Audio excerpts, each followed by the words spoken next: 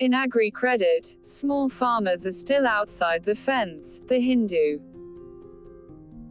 Farmers on the warpath would mean that agriculture reforms have again occupied center stage not just in the minds of the politicians but also policymakers. To enable small farmers to diversify their crops or improve their income, they must have access to credit at reasonable rates of interest. This has been an agenda of the triad of the center, the states and the Reserve Bank of India (RBI) for decades. Unfortunately, while the volume of credit has improved over the decades, its quality and impact on agriculture has only deteriorated. Agricultural credit has become less efficient in delivering agricultural growth. Otherwise, why should over 85% of farmers' income remain stagnant over the years? Any other sector which has access to a low rate of interest credit has always boomed and ballooned, so much so it has created a bubble of its own. Every year, the central government announces an increase in the target of subsidized agriculture credit limit and banks surpass the target. On February 1st, Budget Day, the Union Finance Minister will again set a new agricultural credit target for 2021-22. In 2011-12, the target was 4.75 lakh rupees crore. Now, agri-credit has reached the target of 15 rupees lakh crore in 2020-21 with an allocated subsidy of 21,175 crore rupees. The question is, where is the credit and subsidy going, and are they really benefiting the farmers? Most small farmers left out. In the last 10 years, agriculture credit increased by 500% but has not reached even 20% of the 12.56 crore small and marginal farmers. Despite an increase in agri-credit, even today, 95% of tractors and other agri-implements sold in the country are being financed by non-banking financial companies, or NBFCs, at 18% rate of interest. The bank's long-term loans rate of interest for purchasing of the same is 11%. The central bank, the RBI, has also questioned agricultural households with the lowest landholding, up to 2 hectares, getting only about 15% of the subsidized outstanding loan from institutional sources, bank, cooperative society. The share is 79% for households belonging to the highest size class of land possessed, above 2 hectares, beneficiaries of subsidized institutional credit at 4% to 7% rate of interest. As in the agriculture census, 2015-16, the total number of small and marginal farmers' households in the country stood at 12.56 crore. These small and marginal holdings make up 86.1% of the total holdings.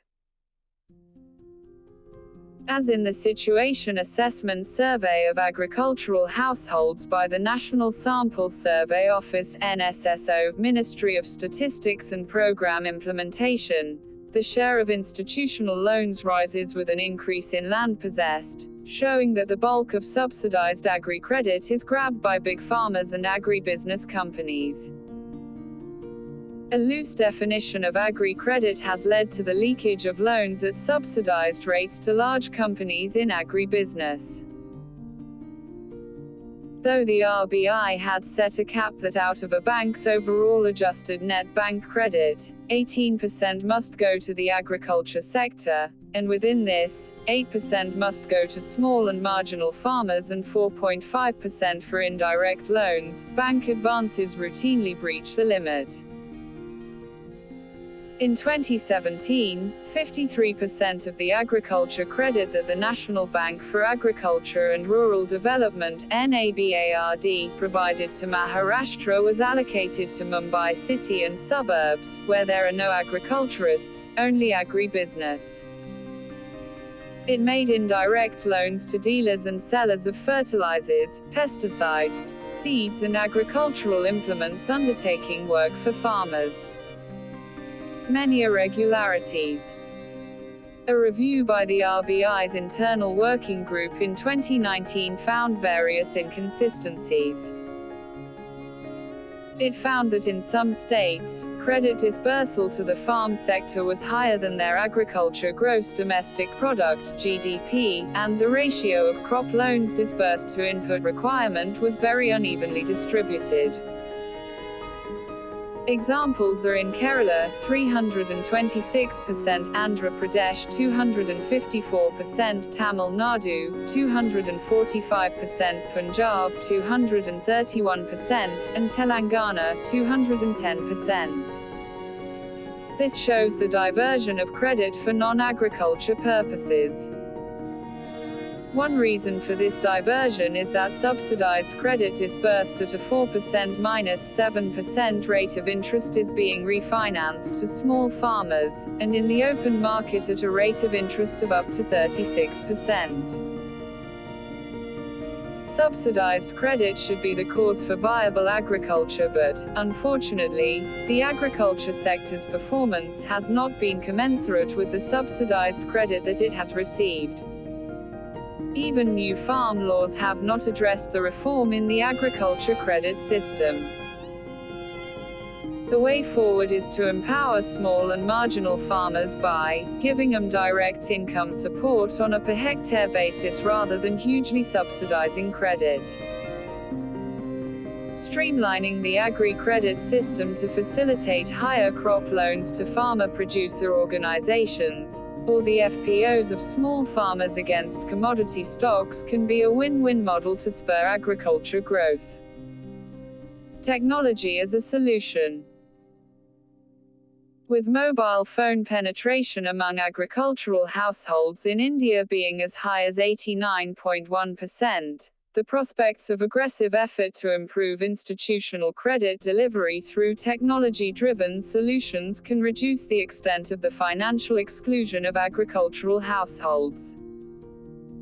Farmers have been able to avail themselves of loans through mobile phone apps, says a media report.